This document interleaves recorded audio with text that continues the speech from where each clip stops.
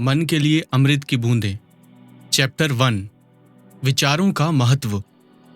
हम हमेशा कुछ न कुछ जरूर सोचते हैं। वो लाभदायक या हानिकारक होता है, वो फालतू या काम का हो सकता है, लेकिन जो आप सोचते हैं उसका सीधा और शीघ्र प्रभाव हमारे स्वास्थ्य व शरीर पर पड़ता है।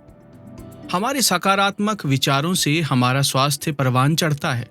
इसके विपरीत नकारात्मक विचारों से ये दिन ब दिन या उसी पल खराब होने लगता है।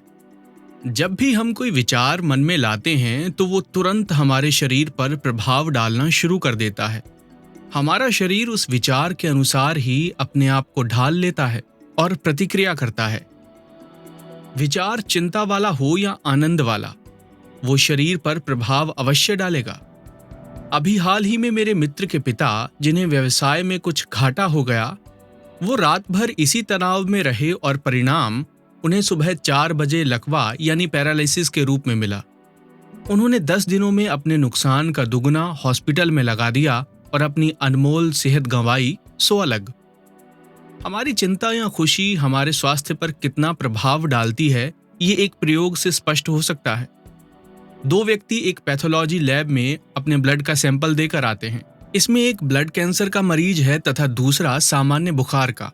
अब पैथोलॉजिस्ट से त्रुटिवश सैंपल बदल जाते हैं, रिपोर्ट की अदला बदली हो जाती है। अब इन दोनों व्यक्तियों की क्या हालत होगी ये आप स्वयं समझ सकते हैं।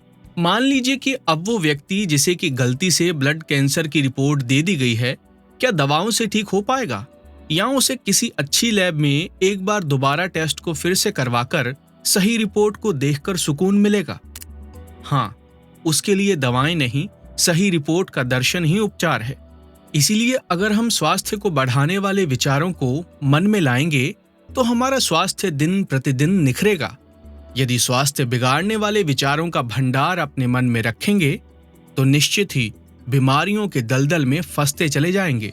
हम सुबह उठते हैं, दांतों को साफ और सुरक्षित रखने के लिए पेस्ट या मंजन करते हैं, कुल्ला करते हैं, त्वचा को सेहतमंद रखने के लिए नहाते हैं, बालों को संवारते हैं और उनमें तेल डालते हैं, पैरों की सुरक्षा के लिए जूते पहनते हैं।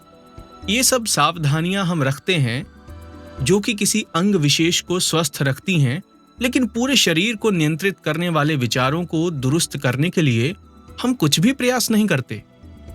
हम नकारात्मकता और कुंठाओं से अपने मन, हृदय और आत्मा के कंधों पर बोझ बढ़ाते चले जाते हैं और उसी बोझ के तले स्वयं का स्वास्थ्य और जीवन कुचल डालते हैं।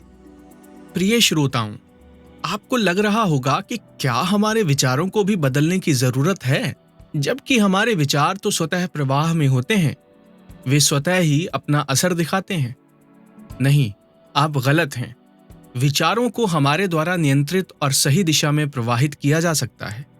ये पुस्तक आपको यही समझाने के लिए लिखी गई है ताकि आप विचारों का महत्व समझकर उन्हें नियंत्रित करने की कला सीख सकें, इसके सुखद परिणामों से स्वयं को और मानवता को लाभान्वित कर सकें। आप जब भी विचारों को नियंत्रण में लाने की आवश्यकता महसूस करें, नहीं, आप गलत हैं। विचारों को हमारे द्वारा नियंत्रित और सही दिशा में प्रवाहित किया जा सकता है। ये पुस्तक आपको यही समझाने के लिए लिखी गई है ताकि आप विचारों का महत्व समझकर उन्हें नियंत्रित करने की कला सीख सकें, इसके सुखद परिणामों से स्वयं को और मानवता को लाभान्वित कर सकें। आप जब भी विचारों को नियंत्रण में लाने की आवश्यकता महसूस करें तो इस पुस्तक को अवश्य पढ़ें। एक बार पढ़ लेने से नहीं, हमें बार बार पढ़ने से ही मनचाहा लाभ प्राप्त होगा। मेरे स्वयं के द्वारा लिखी होने के बावजूद भी मुझे ये पुस्तक बार बार पढ़नी पड़ती है और हर बार मुझे इससे शिक्षा मिलती है। सुकून का प्याला मेरे हृदय को तर कर देता है।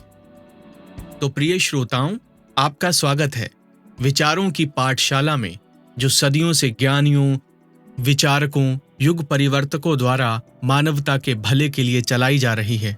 उन्हीं विचारों को मैं आपको इस पुस्तक रूपी पाठशाला में फिर से सिखाना चाहता हूं।